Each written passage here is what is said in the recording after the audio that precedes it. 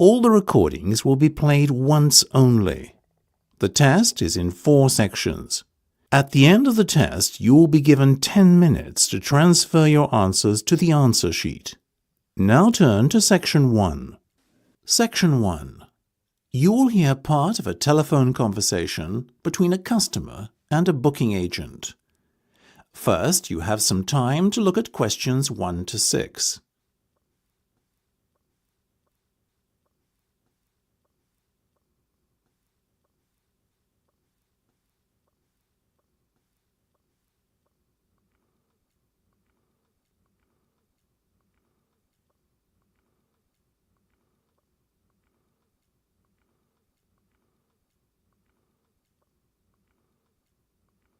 You will see that there is an example that has been done for you.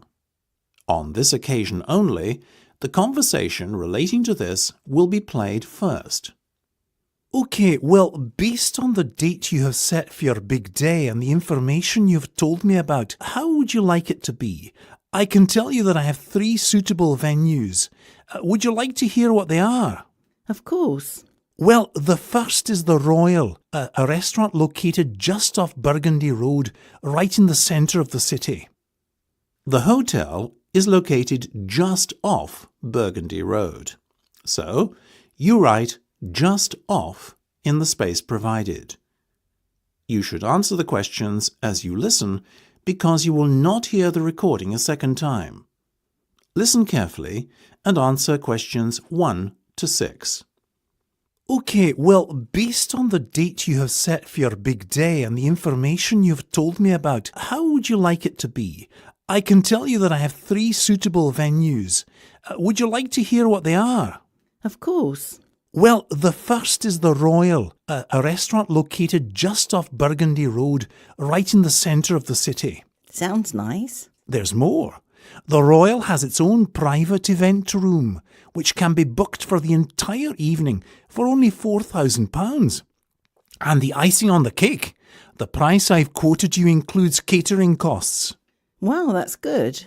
And another perk of booking this restaurant is that it is located in very close proximity to a hotel, the Royal Hotel. Wedding guests who want to stay there overnight will get a special discount on bookings. Right. Well, that's certainly a factor to consider.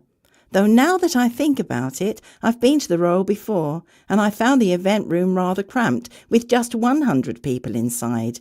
My wedding will be attended by more than 200 guests, so perhaps we'll need a bigger venue. What else have you got? We also have Venue 1. That's the establishment adjacent to City Hall. You mentioned that you are looking for more space.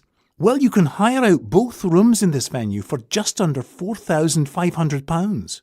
That sounds reasonable. I think it is. Very reasonable. There is one slight issue you may have, though. The rooms are on separate floors.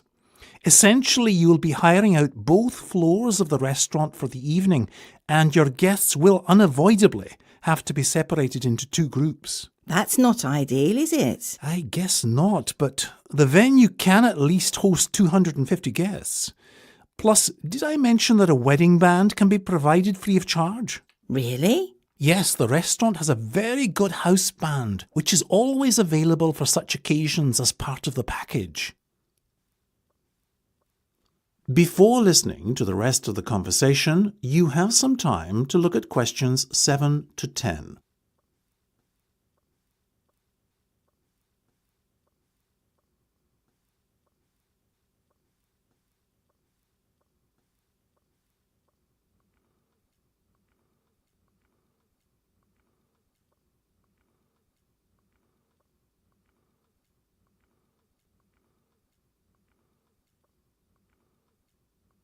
Now listen and answer questions 7 to 10. OK, I'll definitely give it some serious thought. Are there any other options, though? There is the Alibi Club 9731. How do you spell that? ALIBI, as in the word alibi. That's what I thought. Isn't it a nightclub? It is many things. A nightclub, bar, wine bar, restaurant, sushi bar, etc. It's a huge place inside the Regency Tower. REGENCY ENCY, the city's tallest building, so you're going to be guaranteed spectacular views. Sounds expensive. It is. £10,000 actually. Oh, no, that's far too expensive. Well, there is a Monday evening offer. Monday bookings get the venue for 50% less than the normal price. OK, that's a bit more realistic. But do I really want to have a Monday wedding? That's what you've got to decide. As part of the package, they'll also give you a complimentary cake for the occasion. Interesting. Well, look, I'll have a think. That's the end of section 1. You have half a minute to check your answers.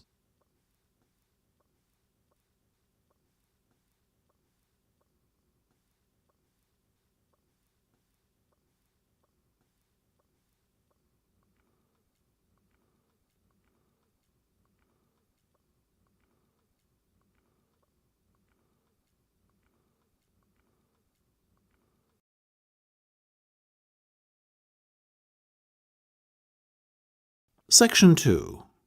You will hear a town planning official talking to a businessman. First, you will have some time to look at questions 11 to 15.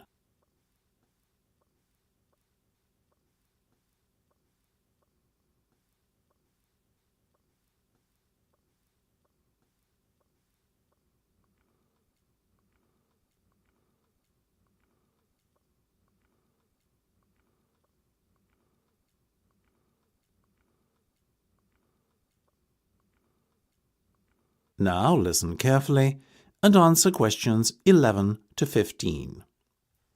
We've looked at your proposal, and while we are relatively happy with it and prepared to give you the go-ahead to get the project started, that is only on condition that you make some modifications to the original plans. First of all, having 2 car parks is all well and good, but you only have a ticket office in one of them. What happens if a customer encounters a problem in car park 2? Does he have to go all the way over to car park 1 to get help? That'll have to change.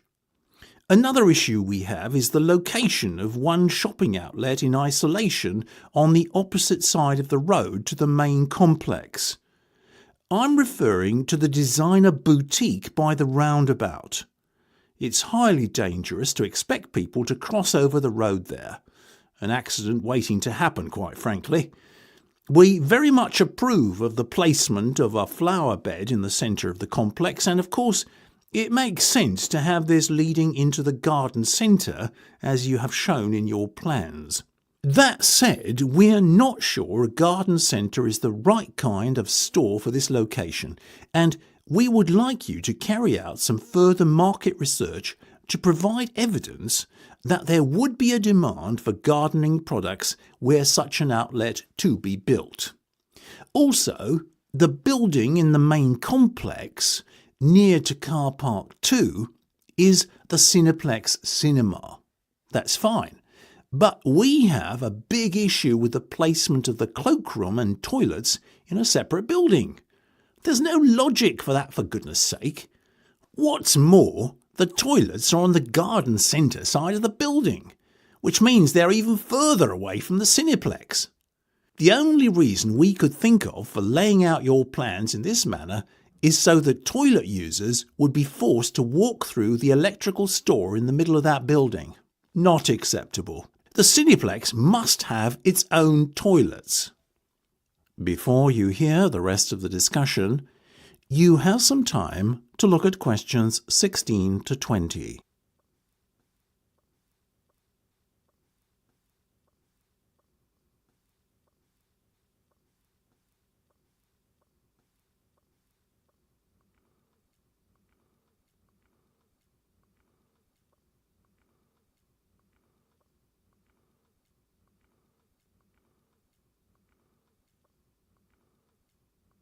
Now listen and answer questions 16 to 20. Other than that, we are fairly happy with your proposal and welcome the fact that your company is eager to invest in our town. We are willing to give the proposal conditional approval today. Conditional on the changes I have just outlined being made prior to the commencement of building work. At the next Town Planners meeting, please present your revised plans and the Council will then grant the go-ahead for work to begin. As regards your application for grant aid, the Council has rubber-stamped funding of £1.3 million, which is £0.3 million in excess of the amount you applied for.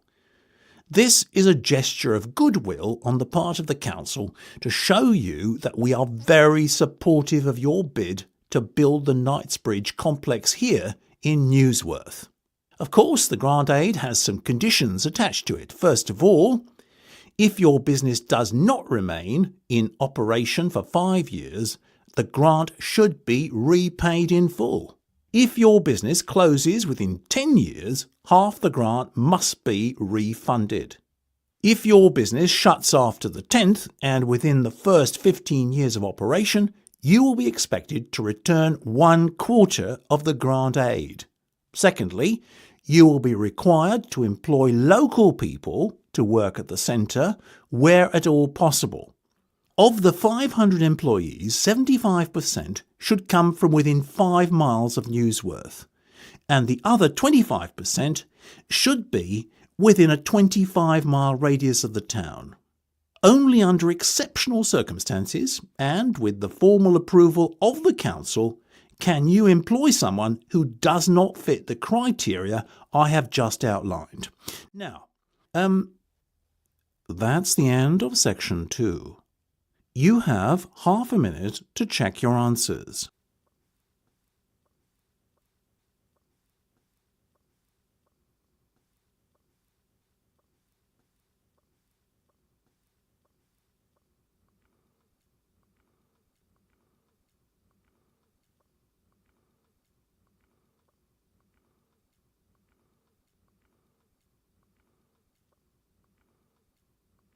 Now turn to Section 3. Section 3. You will hear a discussion between 2 students of international business. First, you have some time to look at questions 21 to 25.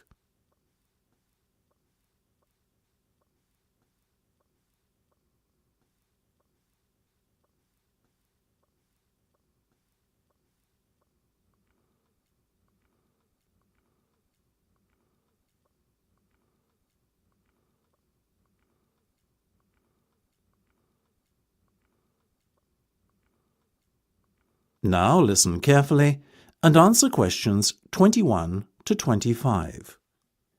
Long time no see. Hi, Chris. Yeah, it's good to be back. Definitely. Good to see you, Elle. I haven't spoken to you since, gotta be last June, was it?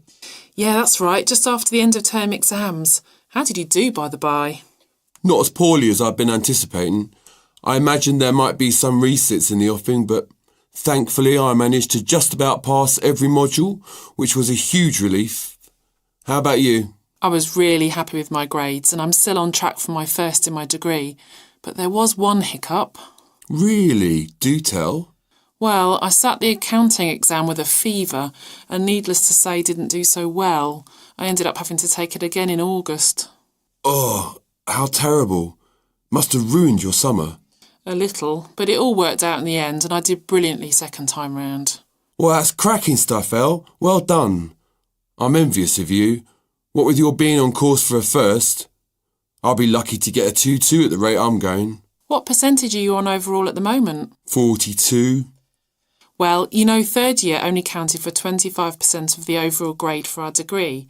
Fourth year makes up the rest, so you still have plenty of time to pull out a good grade. You just have to apply yourself a bit more seriously. I know. Perhaps we could get together a study group of some sort. What do you think? Sorry, Chris, I can't. Guess group study isn't everyone's cup of tea then. Never mind. It's not that. I'm all for a bit of group study, but bear in mind that I don't live on campus anymore. So you moved out and got your own place? No, I couldn't find one, so I moved back in with the folks. Now I get the train in from home every day. Takes about half an hour, so it's not so bad. I didn't realise. Shame we won't see so much of you around in the evenings this year then. I know, I'll miss the feel of the campus too. Before you hear the rest of the discussion, you have some time to look at questions 26 to 30.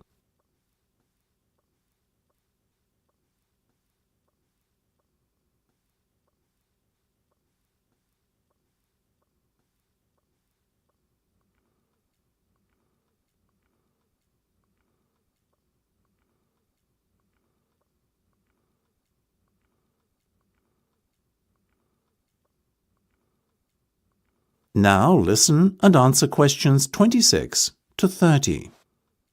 Have you chosen your modules for this semester yet, by the way? No, I'm still putting it off. Can't make up my mind what I want to do. You?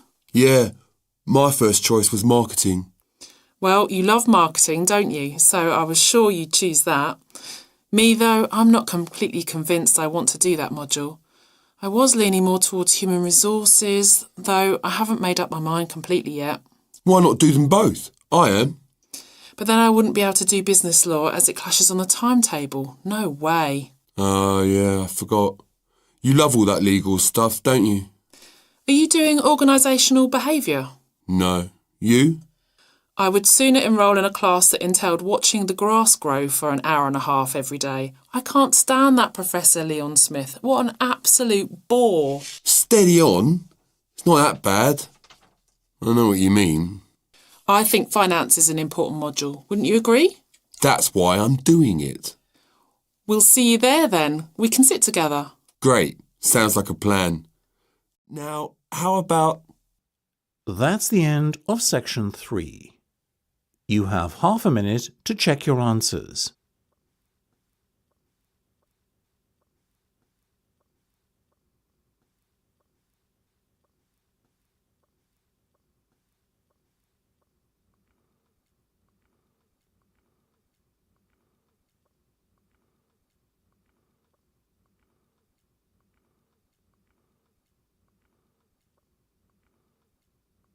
Now turn to Section 4. Section 4. You will hear part of a psychology lecture. First, you have some time to look at questions 31 to 40.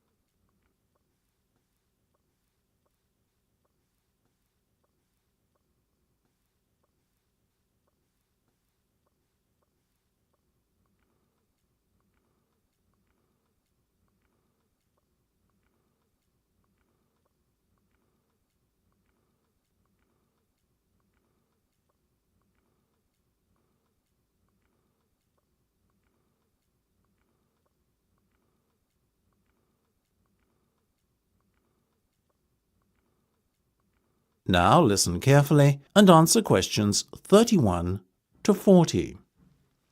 Is anyone familiar with the term parapraxis? Well, by the looks on your faces, I can surmise that you are not, or that at least if you are not aware of the fact. In actual fact, I'm very confident that all of you have come across parapraxis before, but you may recognise it by its more familiar name, a Freudian slip. A Freudian slip is an error in speech, memory or physical action, which can be interpreted as having occurred on account of some repressed or subconscious wish, conflict or train of thought. Some would pass off these glitches in our speech as slips of the tongue. But in psychoanalysis, a discipline founded by none other than Freud himself, whose name, of course, has lent itself to the term here described, they take on much more significance, and indeed can often give an insight into the speaker's deepest and most suppressed inner thoughts. There is a common misconception, however, that all slips of the tongue can be interpreted as Freudian. In actual fact, for a Freudian slip to have occurred, the speaker must not consciously be aware that they were thinking or feeling the things that the slip revealed. For example, if a man is in love with a woman he knows but has never told her, and in conversation, when asked by the woman whether he would like to accompany her to a movie, he replies, "I would love you," as opposed to, "I would love to." This is not a Freudian slip. Why? Because the man is consciously aware of his feelings for the woman. They are secret from her, but not from him. For a slip to be truly Freudian, the feelings must be secret from the speaker, as well as the person being spoken to. In other words, the speaker must not consciously be aware of how he feels. Freud believed passionately in the notion that nothing happened by chance, and that the numerous little slips of one sort or another that people make in their speech could be interpreted to reveal something useful in psychoanalytical terms about the speaker.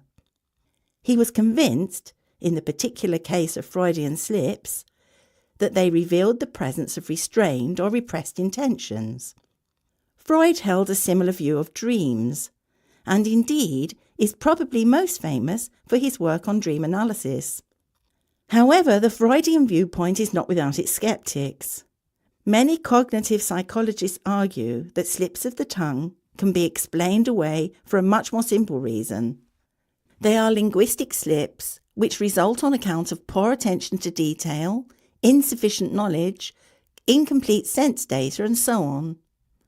Another explanation they give for such slips is the influence of locally appropriate response patterns that are strongly primed on account of recent activation or prior usage.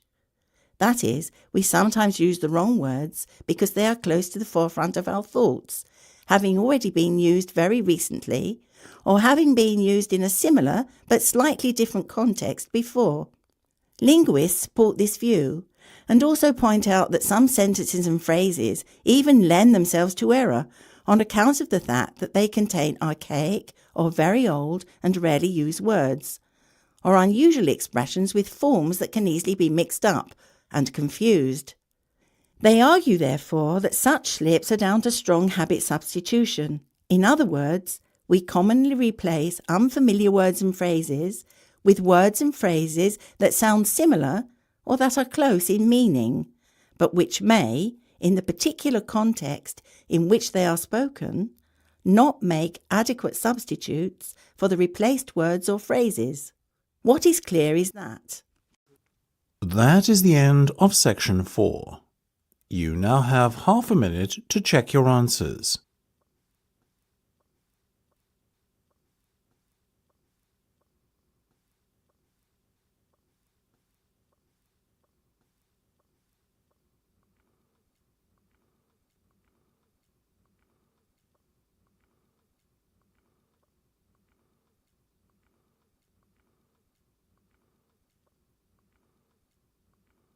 That is the end of the listening test.